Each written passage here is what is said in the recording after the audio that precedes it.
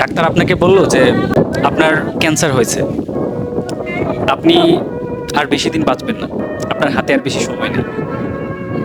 এই ব্যাপারটা কেউ জানে না, শুধু আপনি জানেন। আপনি বাড়িতে গেলেন, নিয়ম অনুযায়ী আপনার বাবা আজকেও আপনাকে বলছে যে তোর দিয়ে কিছু হবে না, কিছু করিস না, সারাদিন বাড়িতে বসে থাকিস। আপনি কি আগের দিনের মতো আজকেও আপনার বাবার সাথে চিল্লাফাল্লা করবেন? আপনার মা ধরেন আপনাকে বললো যে নে বাবা খেয়ে নে, তখন কি আপনার মনে হবে না যে এই বুঝি আমার মায়ের হাতে শেষ খাওয়া, খেয়ে নিই, যাই দিছে মা।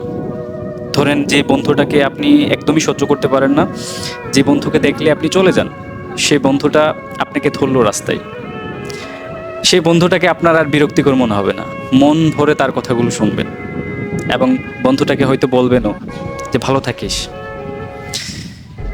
আমরা মৃত্যুর কথা আসলে মনেই করতে চাই না।